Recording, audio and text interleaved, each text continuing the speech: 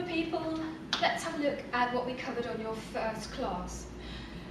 We discussed how your posture is really important, not only for dancing and looking good, but also so that you give the right information to your partner, whether you be a leader or a follower. If you have sloppy or misaligned posture, that's going to make it more difficult for your partner to read the information or to help you into a new movement.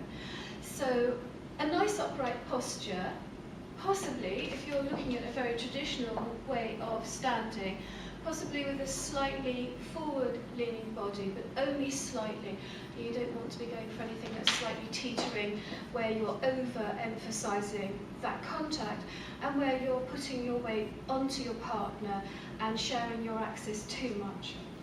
So at this level, you want to have a nice upright body with your shoulders relaxed and down and back, so that you open your chest up so that the sternum lead is given and received properly.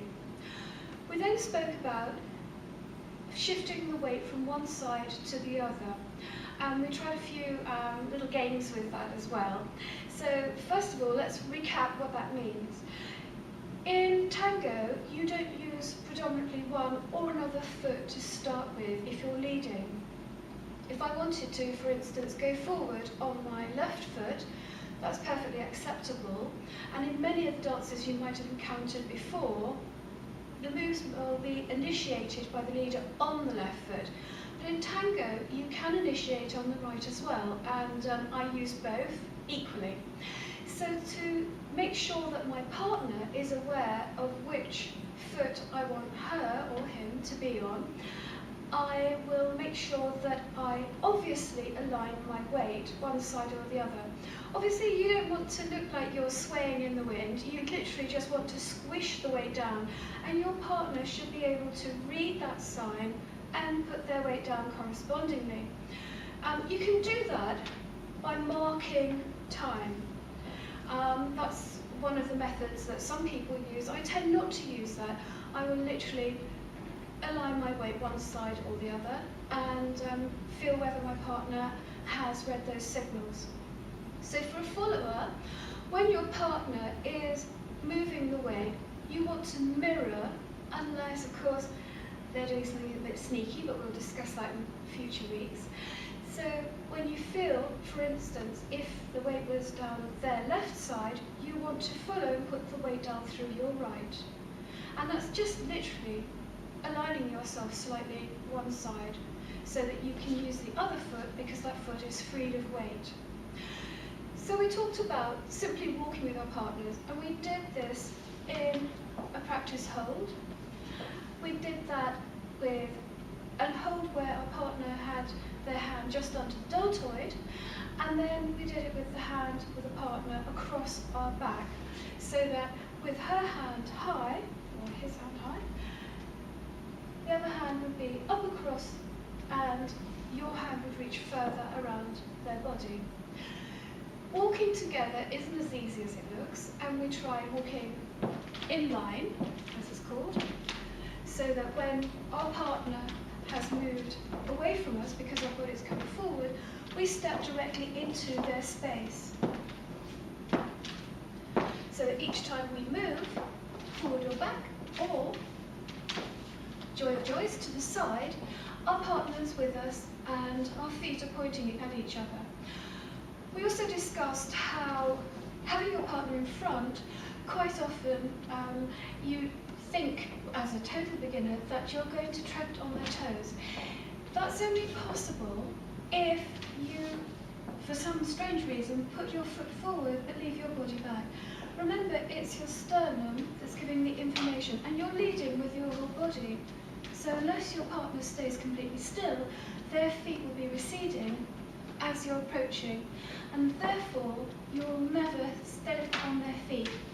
If I were being led, I will reach behind me, and that reaching with the leg can be small or pronounced, but you must reach. It's not just a stepping and keeping the foot directly underneath your body, as if you were just walking backwards in the house or somewhere to get out of somebody's way.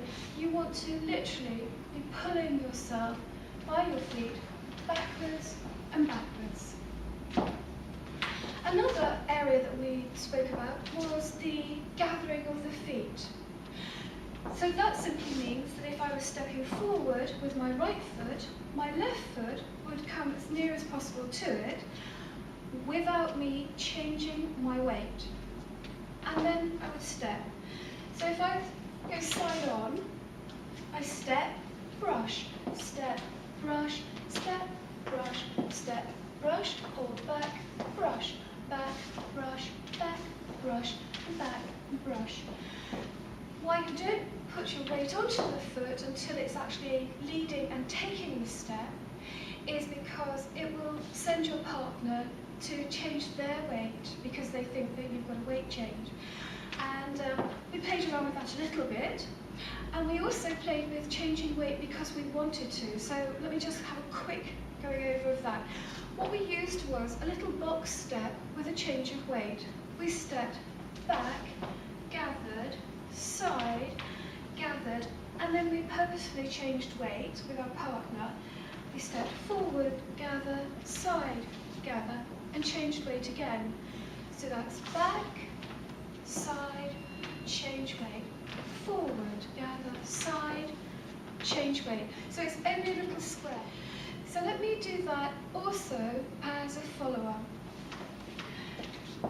Obviously, I'm going to respond to which foot my partner wants me to move on. So I'm waiting for my alignment to be indicated, and then I'm going to step towards and gather, side and gather.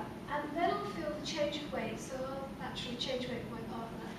I'll step back, gather, side, gather, and I'll feel the change of weight again. So that's forward, gather, side, gather, change weight. Back, gather, side, gather, change weight. And that way together you can make a little square. If you're practicing it with a partner, why don't you try actually pivoting it? So if I was a leader, back, side, gather.